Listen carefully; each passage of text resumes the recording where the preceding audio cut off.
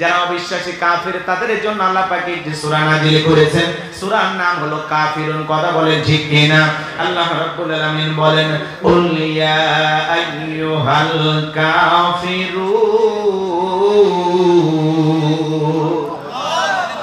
আল্লাহ পাক তার অবিশ্বাসী বান্দাদের জন্য সূরা কাফিরুন নাযিল করেছেন, বিশ্বাসী বান্দাদের জন্য সূরা আল মুমিনুন নাযিল করেছেন।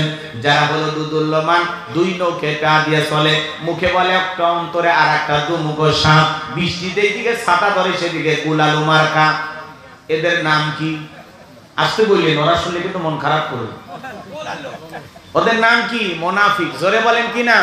এই মুনাফিকদের জন্য আল্লাহ পাক একটি সূরা নাযিল করেছেন। সূরার নাম হলো মুনাফিকুন। কথা বলেন ঠিক কি না?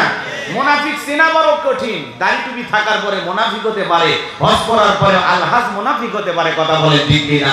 রাসূলের পিছনে নামাজ পড়ে লোকটা যদি মুনাফিক হয়, আপনার আমার পিছনে নামাজ পড়ে তার চাইতে বড়টা হবে। কথা বলেন ঠিক কি না? মুনাফিক চেনা বড় কঠিন। সকালবেলা বলে আমরা কোরআনের পক্ষে, ইসলামের পক্ষে, সন্ধ্যাবেলায় দেখবেন ইসলাম নামের গাছের গোড়া কাটে। কথা বলেন ঠিক কি না? চুপ করে থাক ধোঁকাবাজ, চোখে তোদের নাহি লাজ। চুপ করে থাক ধোঁকাবাজ, চোখে তোদের নাহি লাজ। গোড়া কেটে মাথায় ঢালো পানি, তোদের চিনি আর কতকাল করবি রে শয়তানি।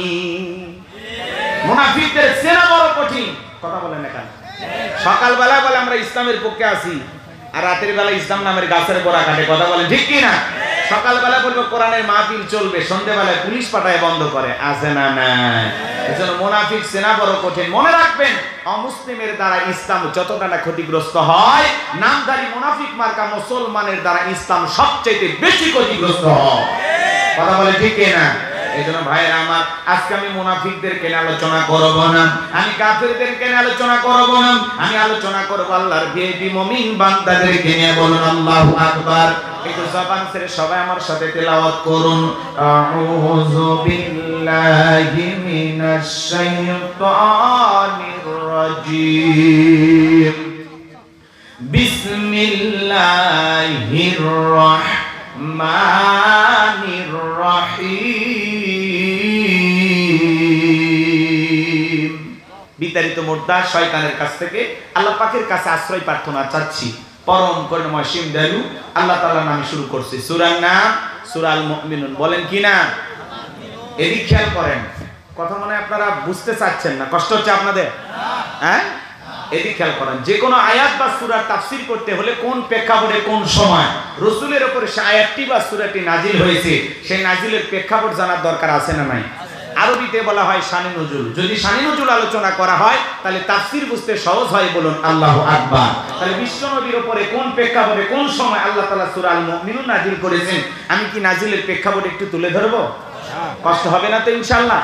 সম্মানিত ভাইয়েরা আমার, বিশ্বনবীর প্রিয় সাহাবী হযরত ওমর ফারুক রাদিয়াল্লাহু তাআলা বলেন, আমি মৌমাছির বনবন আওয়াজ শুনলাম। ডানি তাকাই মৌমাছি নাই, বামে তাকাই মৌমাছি নাই। বিশ্বনবীর চেহারা মুবারকের দিকে তাকায় দেখি আমার নবীজি ফিসফিস করে কি যেন তেলাওয়াত করতেছেন। হযরত ওমর ফারুক ডেকে বলেন, আমার বোঝার বাকি রইল না, আসমান থেকে নবীজির উপরে কোরআনুল কারীম নাজিল হচ্ছে, আর বিশ্বনবী কোরআনুল কারীম রিসিভ করতে ব্যস্ত। বলুন আল্লাহু আকবার। তাহলে মৌমাছির বন আওয়াজ হইলে কোরআনুল কারীম নাজিল হয়। দপ্তরি ছুটির ঘন্টায় বাড়ি মারে টন আওয়াজ হইলে কোরআনুল কারীম নাজিল হয়। আমার ভাইয়েরা, বিশ্বনবী যখন ঘোড়ার উপরে থাকতেন, ওই সময় যদি কোরআনুল কারীম নাজিল হইতো, ওহির ভারে ঘোড়ার পাগুলো বালুর ভিতরে ডেবে যেত। বলুন আল্লাহু আকবার। নবীজি যখন উটের উপরে থাকতেন, ওই সময় যদি কোরআনুল কারীম নাজিল হইতো, ওহির ভারে উটের মাথা জমিনের সঙ্গে লেগে যেত। এক সাহাবী রানের উপরে মাথা রেখে নবীজি আরাম ফরমাচ্ছেন, ওই সময় কোরআনুল কারীম নাজিল হলো।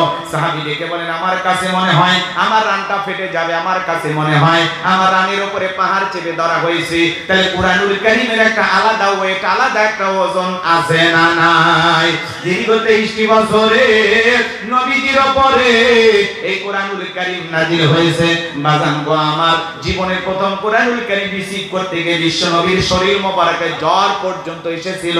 ইন্দ্রা দিয়ে লাইব্রেরি ছাপাইয়া মুসলমানের ঘরে ঘরে 150-200 টাকার বিনিময়ে কোরআনটা পৌঁছায় দিয়েছে। এই কোরআনের শান কত, মর্যাদা কত, আজও কপাল পরা মুসলমান আমরা বুঝলাম না। এমন মুসলমান বয়স আছে 30, 40, 50 বছর বয়স হয়ে গেছে, আল্লাহর কোরআনটা কোনোদিন খুলেও দেখে নাই। এমন মুসলমানও আছে না নাই? কষ্ট হয় ভাইরা আমার। তাহলে দীর্ঘ 23টি বছরে নবীদের উপরে কোরআনুল কারীম নাজিল হয়েছে। আর অনেকগুলো পদ্ধতিতে রাসূলের উপরে কোরআনুল কারীম নাজিল হইতো। আজকে বলার এত সময় নাই, সংক্ষিপ্ত কথা হলো হযরত ওমর ফারুক ডেকে বলেন, নবীজির কোরআনুল কারীম রিসিভ করা শেষ হয়ে গেল। বিশ্ব নবী সাহাবায়ে কেরামদের দিকে মুখ করে ডেকে বলেন, আমার সাহাবীরা, এই মাত্র আসমান থেকে জিবরাইল এসে আমাকে জানায় দেখলেন নবী গো। কিছু কষ্ট খাওয়া দাওয়ার গল্প বললেন না, আমার তাহলে এলোমেলো হয়ে যায়। একটু দুই একজন বসেন, বসে থাকা রাখেন। কেন বক্তা এত বেশি শ্রোতা নেই, তো থাকা জি জি হুট করে কথা বললেন না। বিশ্বনবী সাহাবায়ে কেরামদের দিকে মুখ ঘুরে ডেকে বলেন, আমার সাহাবীরা, এই মাত্র আসমান থেকে জিবরাইল এসে আমার উপরে সূরা আল মুমিনুনের 10টি আয়াত কারিমা নাযিল করে জানায় দেখলেন নবী গো, এই 10টি আয়াতের ভিতরে আল্লাহ রাব্বুল আলামিন তার আদরের মুমিন বান্দাদের জন্য 7টি বৈশিষ্ট্য নিয়ে আলোচনা করেছেন, 7টি গুণাবলী নিয়ে আলোচনা করেছেন। কোন মুমিন যদি এই 7টি গুণে গুণান্বিত হতে পারে, 7টা গুণ দিয়ে তার জীবনটাকে সাজাইতে পারেন, আমার আল্লাহ রাব্বুল আলামিন বলেন, উলাইকা হুমুল ওয়ারিসুন আল্লাযীনা ইয়ারিসুনাল ফিরদাউস হুম ফিহা খালিদুন। আমার আল্লাহ রাব্বুল আলামিন বলেন, তারাই উত্তরাধিকারী হবেন জান্নাতুল ফিরদাউসের, সেখানে তারা চিরকাল বসবাস করবেন। আমার আল্লাহ কোনদিন তাদেরকে জান্নাত থেকে বের করে দেবেন না। চিৎকার মেরে বলুন সুবহানাল্লাহ। আপনার আমার টার্গেট জান্নাত না জাহান্নাম? কারা কারা জান্নাতে যেতে চান দুইটা হাত তুলে আমার আল্লাহকে একবার দেখান। আল্লাহ পাক আমাদের সবাইকে জান্নাতুল ফিরদাউসের ওয়ারিস হিসেবে কবুল করুন, জোরে বলুন আমিন। জান্নাতে যেতে হলে কয়টা গুণাবলী? 7টি। জোরে বলেন কয়টি? 7টা। আঙ্গুল দেখান তো বাজান, দেখি তো সবাই আঙ্গুল দেখান। এই যুবকেরা, যুবকদের অবস্থা যা দেখতেছি, বাপ রে বাপ। যুবক তোমরা বলো তো বাবা, কয়টা গুণাবলী? 7টা। লিল্লাহি তাকবীর। এই 7টি গুণাবলী কি কি আমি বলবো, একটু অপেক্ষা করেন, অল্প সময়ের মধ্যে শেষ করে দেবো ইনশাআল্লাহ। যুবক যারা আসছো নিরাশ হয় না, তোমরাও যুবক, আমিও যুবক। দেশের অবস্থা করুন, বক্তার দরকার তরুণ, কথা বলেন ঠিক কিনা? মুরব্বী হলে সুবহানাল্লাহর বাইরে যাবে না, যুবক হলে তা 2-1 রিস্ক নেবে, কথা বলেন ঠিক কিনা? ফ্রান্সের পার্লামেন্টে বৈশা ফিলিস্তিনের পতাকা উঁচু করে তুলে ধরেছেন একজন, আল্লাহু আকবার বলেন। এইটা নিয়ে ফ্রান্সের পার্লামেন্টের সকল সদস্য খেপে গেছে, আবার কেউ কেউ বাহবা দিতেছেন। আল্লাহর সেই গোলাম